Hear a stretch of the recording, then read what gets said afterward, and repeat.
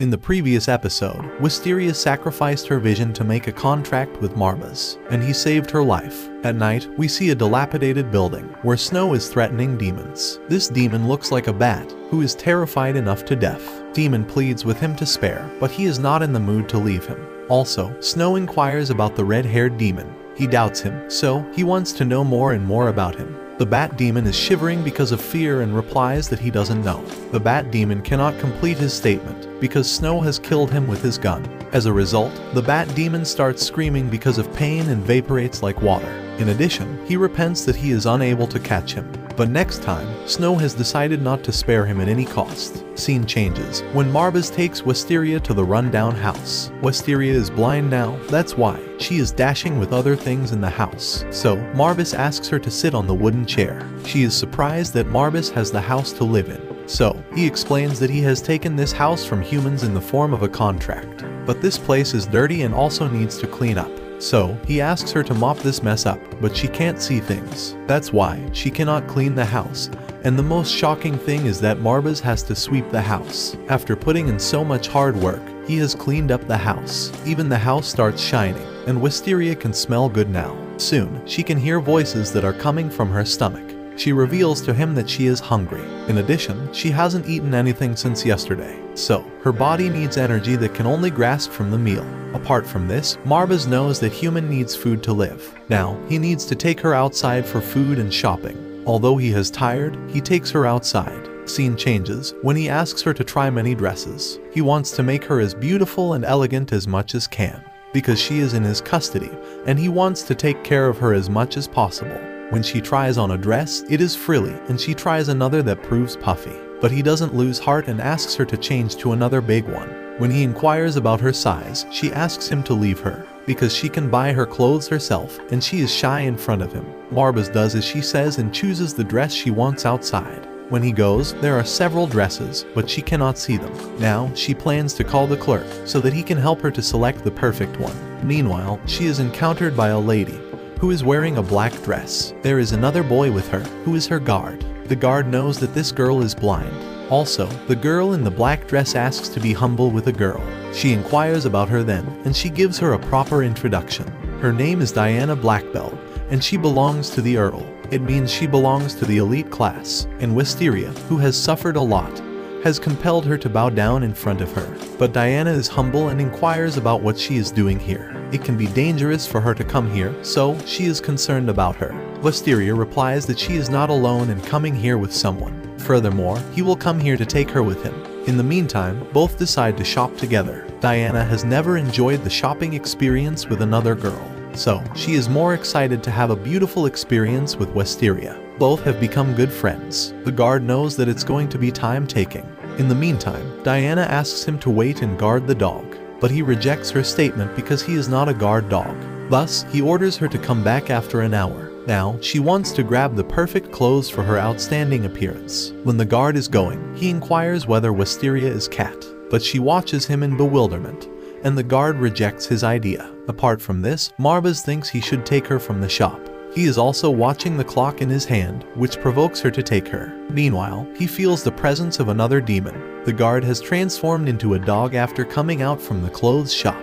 At the same time, Marbas looks at him and inquires if he is Nabrius. Now, Nabrius also recognized him and asked the reason for not presenting at the dog sect. Scene jumps to the past, where everything is burning, and we can see the dog-like figure. But he is standing on his feet and talking as if Marbas and Nabrius can. He is actually Nabrius, one of the 13 calamities of the wasteland. Also, he is the watchdog of the netherworld and potent. Nabrius also wants to inquire and tells him something. So, he asks him to talk with him in loneliness. Both agree, and Marbas follows him. In the following scene, both dressed and thanked each other for choosing a fabulous dress. When Diana comes outside, then she looks at Marbas with Nabrius. She inquires if he is his friend, but he is not ready to accept. Soon, Wisteria also has realized that the person standing with Nabrius is Marbas. Diana asks him if her red coat looks great on her, but he gives her a negative reply instead, and he has no concern for her. She becomes furious at his reply. Meanwhile, Wisteria has too much attached to her and asks if they can meet again. Diana is so kind and humble that she allows them to come to her house. So, Wisteria can go to her house whenever she wants to go. After that, she follows him because Naberius has gone. Marbas also takes her to the elite restaurant and asks about her shopping experience. It is a fantastic experience, and Marbas asks her to be normal because they are in a private restaurant. Therefore, she should only care about manners a little, but she still thinks she will break the plate if she touches them. Marbas has also realized that she is confused and decided to do as he thinks. He takes a spoon of soup and moves to her, but she is feeling shy about having it. Then he inquires whether she wants to be her slave, or a lady with whom he will take care of her. Then she opens her mouth and consumes. After consuming, she cannot restrain herself from sharing that this soup is mouth-watering. She also inquires about the dish's name, and Marbas reads out the dish's name to satisfy her. This dish's name is a seasonal vegetable soup and she loves a lot. She also offers him food with her, but he doesn't want to eat human food. Wisteria is overjoyed because he never eats such delicious food before. She also shares an incident when her brother shares a piece of bread with her, although she cannot find him, but she misses him a lot because her brother has struggled a lot to earn the food, and she is proud of him. In addition, she wants to give him a chance so he can be proud of her. Meanwhile, we also see Snow, who is searching for his sister. He also looks at the girl, whose hairs are similar to her sister's. He becomes disappointed when he looks at her face, because she is not his sister. Scene jumps to the present, where Marbas feels pity for her and starts eating with her. Both are enjoying this time and also having fun. After some time, Marbas looks shocked, because they have eaten all the food. Meanwhile, Wisteria starts weeping when Marbas inquires about the reason for crying. Then she reveals that no one had eaten with her. The only Marbas is the person who joined her while eating after his brother. So, she is thankful to him and wants to spend her entire life with him. But he tells her not to be so grateful, because whatever he does is for his purpose. He then discloses that he has sick of life and enough bore to death. So, he has taken her for enjoyment and is taking her as hobbies. However, he takes her very seriously, not like humans who are only 50 years old. So, he is going to spend more and more time with her and will take care of her. She is the only one who takes him out of the boredom. By listening to his words, she has concluded that he will not leave her. Marbas also has approved her words. After hearing that he is taking her as a hobby, she should be angry. On the contrary, she is happy because Marbas will not leave her. Scene changes when he wanders on the roads. Right now, Marbas is in human form, also thinking about Naberius' information. He has informed him that the committer of atrocities has also lost a dangerous demon. If this information is appropriate, then the hunter will also come to hunt them. So, he is worried about him. Meanwhile, Snow, who is also passing by the same road, looks at him. Marbas' appearance exactly looks as the older man has said. Furthermore, his long red hair and strong sixth senses tell him this person is strange. So, he starts following him. Soon, Marbas also realizes that someone is chasing him. Scene changes when Marbas sits in the restaurant and Snow also appears. He takes permission to sit with him, but under the table, he points the gun at him. He tells him that he is Wisteria's brother and wants to meet with her. He also inquires about his relationship with her, but Marbas is not responding and just listening to him properly. In the meantime, he thinks Demon doesn't help anyone without consideration. So, if he is helping his sister, then there is his purpose behind it. Snow informs him that he is going to take her sister back.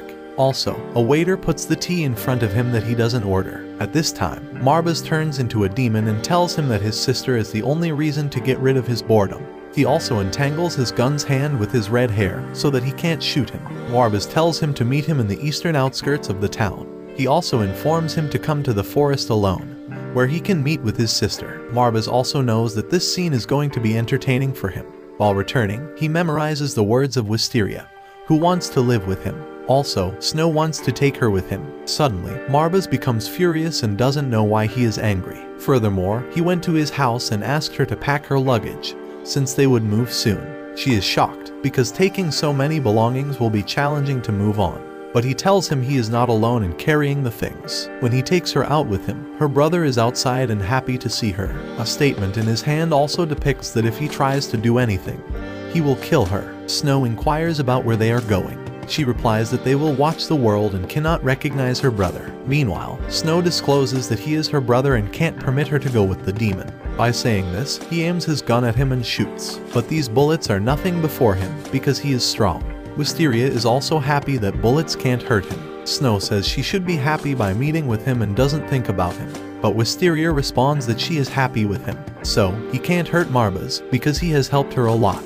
In addition, she also warns Marbas not to hurt his brother, otherwise she will not forgive him. However, Marbas has no intention of hurting him, but Snow thinks she is trapped by a demon and wants to kill him. Meanwhile, Marbas also reveals the contract that she has done with him. She has given her eyes to him so that Marbles could stay with him. By hearing this, Snow gets mad because he has strict orders to kill the demon. But if a human tries to indulge with a demon, they are also involved in this crime. So, he can't let go and decides to kill him. He again aims at his gun and shoots at him continuously, but his red hairs are protecting him. Marbas is also in wrath and snatches his gun with his red hair and throws it away. But he is still shooting at him with his pistol, and Marbas holds these blue bullets with his hair. After that, he runs into the forest, and Marbas thinks he has gone. But it's not true, and he has hidden behind the tree thinking of an entirely proof plan to kill him, because all bullets are proving futile. So, he decides to kill him with a heart knocker. Heart knocker has killed the demon, but he needs to use it properly. Thus he runs in front of him to provoke him, and he has caused enough to injure him.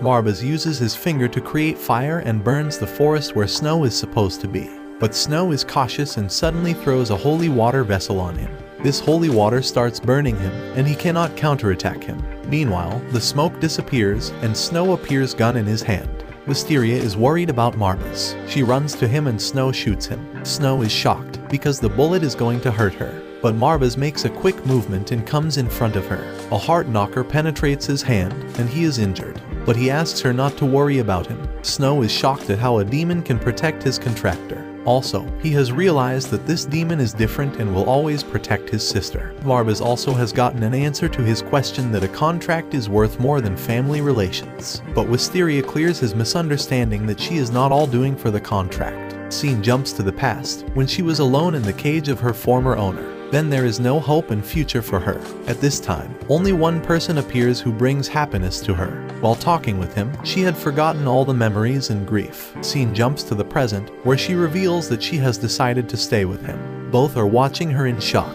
Snow also remembers when she climbs on the tree to grab his attention. She can hurt herself but wants to take his brother on a holiday so that she can spend time with him. Snow knows that she is not going to change her mind, and he screams because of frustration. Scene changes when he is taking leave from them, but he doesn't forget to warn him about getting hurt by his sister. He also tries to divert the attention of his bosses, who can take their lives. For him, his family is more important than his job. Snow tells him to take care of his sister when he confronts the hunter, because they can't always run from them. So, he should give priority to his sister's life instead of himself. Otherwise, he will kill him no matter if he has to contract with a demon to sell out his soul. Snow takes leave from her and promises that he will meet with her again. Marbas also goes from here, because this place is also unsafe for them. Moreover, he thinks that Snow and his sister will amuse him. Marbas has found his entertainment, and bored life has ended. This is how the second episode of the Tale of Outcasts ends. If you want the third part, comment below with the Immortal Demon Part 3. And for the previous part, watch the video of left side or check pinned comment. Also, subscribe to Annie Summary for more anime recaps.